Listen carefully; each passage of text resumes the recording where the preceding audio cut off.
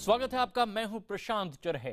उत्तराखंड पर Nainital high court के फैसले के बाद अब केंद्र और हरीश रावत सरकार दोनों अपनी अपनी रणनीति बनाने में लगे हुए हैं। इस वक्त हरीश रावत अपनी कैबिनेट के साथ एक बैठक कर रहे हैं, तो वहीं दूसरी ओर केंद्र इस मामले पर अब हाई कोर्ट के फैसले के खिलाफ सुप्रीम कोर्ट में अपील करने जा रही है।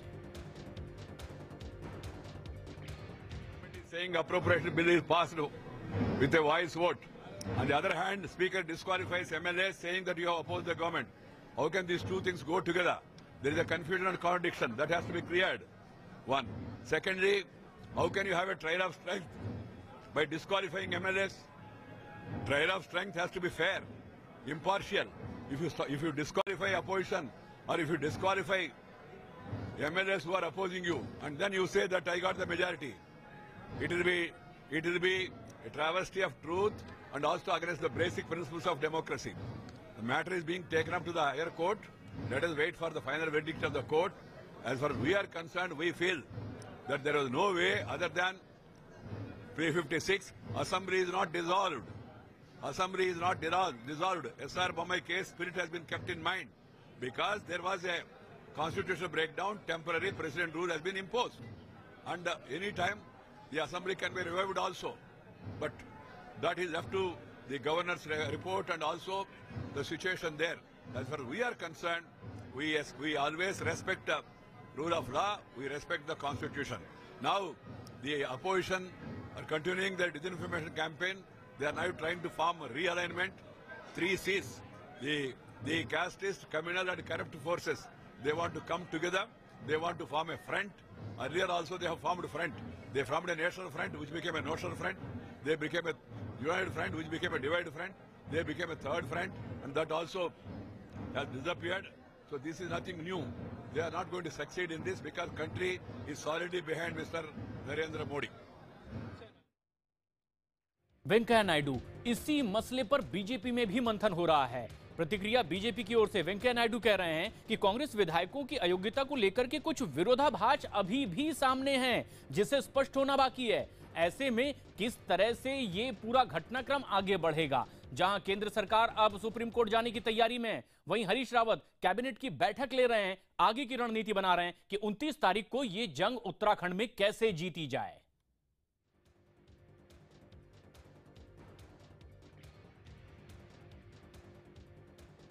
और इस वक्त हमारे साथ सीधे जुड़ रहे हैं हमारे सहयोगी देहरादून से अरुण सिंह, विक्रांत यादव जो सुप्रीम कोर्ट में मौजूद हैं, और हमारे पॉलिटिकल एडिटर अमिताभ सिन्हा भी। सबसे पहले उत्तराखंड की राजधानी देहरादून चलते हैं। यहां क्या कुछ हो रहा है अरुण? जिस तरीके से घमासान मचा हुआ है, क्या जमीनी हकीकत यहां की सियासत की दिखाई दे रही है?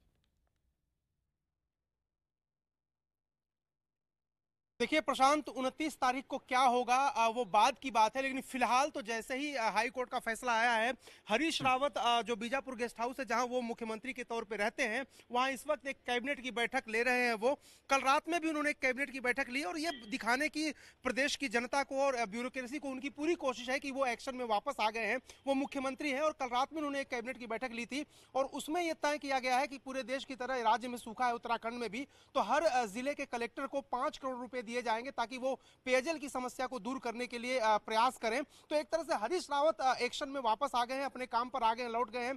कैबिनेट के साथ जो इस वक्त बैठक चल रही है वो 23 तारीख को जो फैसला आना है कोर्ट का, जिसमें 9 जो रेबल एमएलएज हैं कांग्रेस के, उनका फैसला जो होगा उस पर निर्भर करता है कि हरीश रावत सरकार बहुमत साबित कर पाएगी कि नहीं। अगर उनको अयोग्य घोषित कर दिया जाता है तो हरीश रावत के लिए बहुत ही आसान होगा 29 तारीख का फ्लोर टेस्ट पास करना, लेकिन अगर उनको वोटिंग राइट मिल जाते हैं तो मुश्किल हरीश रावत के लिए। तो कुल मिलाकर के जो पॉलिटिकल सिनेरियो सिचुएशन है उसको एसेस कर रहे हैं और उसके बाद आगे की रणनीति तय करेंगे। बिल्कुल। और उत्तराखंड क्रांति दल के जो विधायक हैं, जो निर्दलीय विधायक हैं, बीएसपी के जो विधायक हैं, उनको किस तरह से अपने अपने खेमे में शामिल किया जाए, मंथन इस पर भी दोनों तरफ हो रहा है। लेकिन सुप्रीम कोर्ट जाने की भी तैयारी कर चुकी है अब। ऐसे में केंद्र सरकार, यहीं मौजूद विक्रांत हमारे सहयोगी, विक्रांत, कौन से ऐसे बिंदु हैं जिन्हें लेकर के अब सुप्रीम कोर्ट का दरवाजा खटखटाने की कोशिश हो रही है और क्या कुछ यहां से अपडेट्स मिल रही हैं? देखिए प्रशांत, अटॉर्नी जनरल ने कल देर रात ये साफ कर दिया था कि आज सुबह 10:30 बजे वो सुप्रीम कोर्ट के सामने ये निवेदन करेंगे, याचिका दाखिल करेंगे जो कल का जजमेंट आया उसके खिलाफ में। तो आज 10:30 बजे मेंशनिंग होगी और कोई उम्मीद केंद्र सरकार की यही होगी कि इस पर अर्जेंट हियरिंग की जाए, क्योंकि ये मामला बेहद नाजुक है और जिस तरीके से कोर्ट का जो आदेश आया उसमें जो फ्लोर टेस्ट का आदेश दिया गया है उसको भी रुकवाने की कोशिश करेगी। तो केंद्र सरकार की सबसे पहली कोशिश होगी किसी तरीके से स्टे ऑर्डर उसे मिल सके हाईकोर्ट का जो कल का आदेश है उसके खिलाफ। और जिस तरीके से हाईकोर्ट ने अपने आदेश में कई तरह के ऑब्जर्वेशंस, कई तरह की जो फटकार केंद्र सरकार को लगाई है वो किसी भी सरकार के लिए बेहद गंभीर बात है और उन सब ऑब्जर्वेशंस पर भी स्टे लगवाने की कोशिश की जाएगी। वहीं अगर हम हरीश रावत कैंप की बात करें तो उनकी तरफ से एक कैविएट दाखिल की गई है, यानी कि कैविएट उस परिप्रेक्ष्य में दाखिल की जाती है जब कोई ये आशंका हो कि आपको सुने बिना कोई आदेश जारी कर दिया जाए। तो उन्होंने कैविएट डाल के अदालत से यही अनुरोध किया है कि इस मामले में कोई भी आदेश जारी करने से पहले उनके पक्ष को जरूर सुना जाए। बिल्कुल, बने रहें हमारे साथ। अब किस तरीके से उत्तराखंड सरकार और केंद्र सरकार के बीच का एक द्वंद्व सामने आ रहा है, इससे क्या हालात बनते बिगड़ते दिखाई दे रहे हैं, पॉलिटिकल एडिटर अमिताभ सिन्हा के पास भी जाएंगे। लेकिन एक और अहम चीज, उत्तराखंड में राष्ट्रपति शासन रद्द करने के फैसले के खिलाफ केंद्र आज सुप्रीम कोर्ट जाएगा और गुरुवार को नैनीताल हाईकोर्ट ने उत्तराखंड में राष्ट्रपति शासन रद्द कर दिया। इस फैसले के बाद अब उत्तराखंड कांग्रेस में खुशी की लहर है। वहीं केंद्र के लिए अब यह मामला साख का सवाल भी बन गया है। कोर्ट के फैसले के बाद अब केंद्रीय गृह मंत्री राजनाथ सिंह ने अरुण जेटली और अमित शाह से मुलाकात की है, जिस दौरान इस मुद्दे पर विचार किया गया है।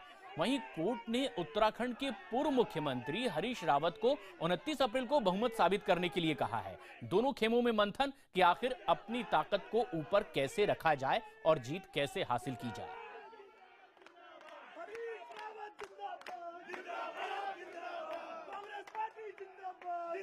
लेकिन उत्तराखंड के पूर्व मुख्यमंत्री हरीश रावत ने हाईकोर्ट के फैसले के बाद खुशी जाहिर की है और कहा है कि 29 अप्रैल को वो बहुमत साबित करके दिखाएंगे।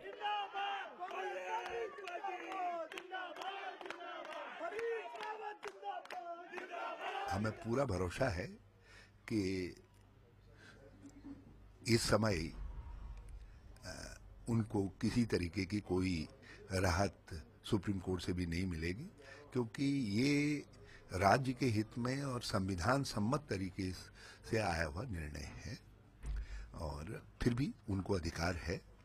और हम तो कहना चाहेंगे केंद्र सरकार से, सबसे, कि राज्यों को अपने तरीके से काम करने दें। फेडरल स्ट्रक्चर के अंदर राज्यों की अपनी एक भूमिका है और हमारे विषय में जो निर्णय है वो अच्छे हैं या बुरे हैं स्थानीय जनता के ऊपर छोड़ दिया जाए। जब तक हम कोई जो है राष्ट्र को कोई नुकसान न हो रहा हो, और यदि स्थानीय पॉलिटिक्स के आधार पर सरकारों को बर्खास्त किया जाने लगेगा तो ये बहुत खराब होगा।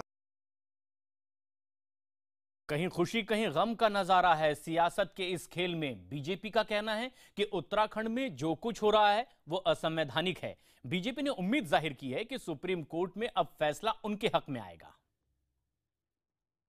अंदरूनी झगड़ा था, ये कांग्रेस का जो कलह है ये उसका परिणाम है, लेकिन उल्टा चोर कोतवाल को डांटे और कांग्रेस के लोग हम पर इसके लिए आरोप मढ़ने की कोशिश कर रहे हैं। और बड़ा सवाल यह है कि कांग्रेस के मुख्यमंत्री हरीश रावत साहब किस तरह से लोगों की खरीद फरोख्त कर रहे हैं, ये देश को दिखाई दे रहा है। पूरे घटनाक्रम में कांग्रेस का जो व्यवहार है वो अशोभनीय है, बहुत निंदनीय है और उल्टा चोर कोतवाल को डांटे। वहीं कांग्रेस के बागी एमएलए उमेश शर्मा ने भी सुप्रीम कोर्ट के फैसले पर बीजेपी के पक्ष में आने की उम्मीद जाहिर की है। हाईकोर्ट में एक दिन पहले खुद ही टिप्पणी की थी कि राष्ट्रपति राजा नहीं होते, उनके भी गलती हो सकती है। ऐसे ही हमारा कहना है कि चीफ जज जो हमारे हैं वो भी एक इंसान है, इंसान से गलती होती है और जो उनका जजमेंट है वो दुर्भाग्यपूर्ण है और अभी वो फाइनल नहीं है। संवैधानिक पाप नहीं किया हमने। एक जो सरकार थी जो उसके गलत काम हो रहे थे, हमने उन गलत कामों का विरोध किया। सबकी अपनी अपनी राय और अपनी अपनी प्रतिक्रियाएं। हमारे पॉलिटिकल एडिटर अमिताभ सिन्हा भी हमारे साथ लगातार बने हुए हैं। अमिताभ, जिस तरह से अब साग को लेकर सवाल खड़ा हो रहा है। बीजेपी पर यह सवाल खड़े किए जा रहे हैं, वहीं साग की लड़ाई अब हरीश रावत लड़ रहे हैं। तराजू में किस तरह से अब उतार चढ़ाव देखने को मिल रहा है, किस तरह से आज इसे समझा जाए? देखिए, दो चीज़ों तो साफ है प्रशांत। पहला कि ये बीजेपी के लिए झटका तो है ही, लेकिन दूसरा झटका हरीश रावत के लिए भी है, क्योंकि उनके 9 विधायकों के ऊपर कल फैसला आएगा। मनी बिल जो होता है उस पर हमेशा वोटिंग करके ही उसे पास किया जाता है, वॉइस वोट नहीं किया जाता है। उन्होंने किया था, तो जाहिर तौर पर दोनों पक्ष अपना रखेंगे, लेकिन हाईकोर्ट ने जो कहा है कि जो प्रेसिडेंट रूल को रिवोक करके कहा है कि शो ऑफ स्ट्रेंथ कीजिए, तो ये जाहिर तौर पर नैनीताल हाईकोर्ट का फैसला आने वाले दिनों में एक बहुत बड़ी पत्थर की लकीर बनेगा। बम्बई केस के जजमेंट के बाद अरुणाचल प्रदेश में राष्ट्रपति शासन लगाकर तख्ता पलट करके बीजेपी को लगा था शायद उत्तराखंड में हो जाए, लेकिन मुश्किल है। अगर सुप्रीम कोर्ट स्टे भी करता है तो फ्लक्स स्थिति जो वहां रहेगी वो भी काफी फ्लूइड सिचुएशन उत्तराखंड में रहेगा ही। तो जाहिर तौर पर अभी स्थितियां इतनी जल्दी साफ नहीं होने वाली प्रशांत। बिल्कुल, और कुछ लड़ाई कोर्ट में बाकी है तो कुछ जमीनी स्तर पर यानी सदन के भीतर भी।